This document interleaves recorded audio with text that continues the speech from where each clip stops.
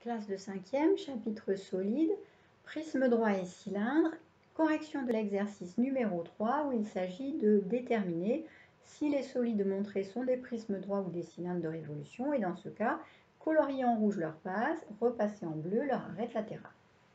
Alors regardons le premier objet proposé ici. Alors ceci n'est pas un prisme droit parce qu'il n'y a pas deux faces parallèles identiques. Ceci est une pyramide en fait. On commence bien par tracer un triangle au niveau du sol, mais ensuite on ne trace pas des arêtes latérales comme ceci, avec un autre triangle identique juste en face, parallèle et identique. Donc ça n'est pas un prisme droit, ceci c'est une pyramide. On a positionné un point ici S, le sommet, au-dessus du triangle et on a joint par des arêtes latérales. Ça n'est pas un prisme droit. Celui-ci, par contre, est un prisme droit à base triangulaire. Les faces ici sont des rectangles, même si ça ne se voit pas du tout dans le dessin. Et donc, les bases, ça va être ce qui n'est pas un rectangle. Donc là, assez clairement, les triangles qui sont ici. Voilà, la base qui est dessinée juste devant nous et la base qui lui est parallèle et identique au fond. Les arêtes latérales en bleu, eh bien les arêtes latérales sont les arêtes qui relient les sommets des deux bases. On ne voit pas ce bleu là, je vais essayer. Alors je vais mettre en violet, parce que là je suis sûre que vous allez y voir. Voilà, donc là c'est aussi une arête latérale. Oui, alors là on le voit vraiment bien. Ici aussi un prisme droit, base en forme de trapèze. Ce stylo ne veut pas écrire et je ne l'enregistre pas, donc je vais prendre ça. Voilà, base en forme de trapèze. La même chose au niveau du sol. Et les arêtes latérales qui joignent un sommet de la base du haut au sommet qui lui correspond en bas. Les voilà, les arêtes latérales. Les autres arêtes qui font le tour de la base font effectivement le tour de la base, mais ne sont pas les arêtes latérales, ce sont les arêtes de la base.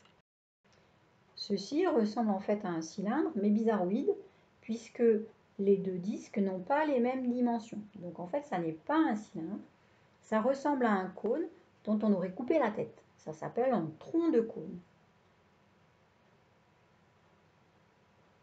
Ça n'était pas demandé, mais un petit peu de culture générale, ça ne fait pas de mal. Ici, nous avons un dessin qui ressemble beaucoup à un pavé, mais on a l'impression que la face avant est penchée, ce qui fait que ça lui donne un effet penché de partout. Alors effectivement, la face avant est penchée, c'est-à-dire que la face avant, ici, c'est un parallélogramme. Et donc, le dessin n'est pas un dessin de pavé, mais un dessin de prisme droit, dont la base est un parallélogramme. Ici, il n'y a pas d'angle droit. Assez clairement, ce ne sont pas des angles droits. Donc, on a le même au fond, c'est la deuxième base. Et les arêtes latérales, du coup, ça va être les segments qui relient la face avant et la face arrière à part des sommets qui leur correspondent. Pardon, je vais réussir à parler.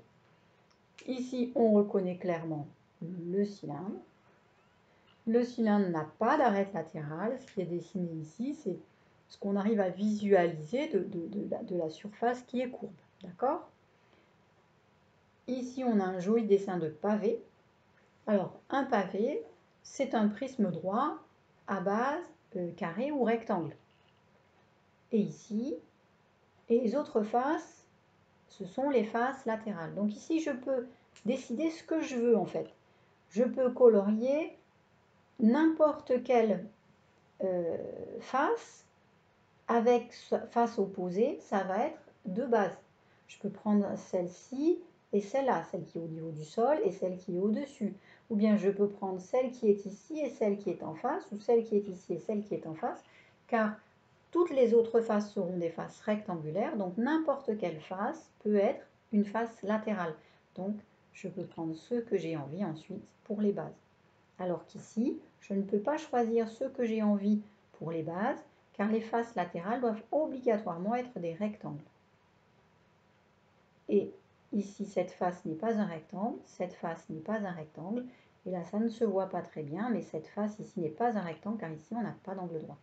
Donc là, allez, je vais choisir de poser ce prisme sur sa base, mais comme je vous l'ai déjà bien expliqué, vous aviez de nombreuses possibilités. Faites 3 possibilités pour choisir les bases.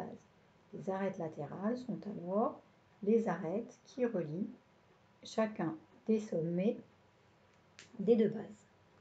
Voilà, j'espère que ceci est bien compris. Vous n'avez plus qu'un exercice pour finir cette fiche.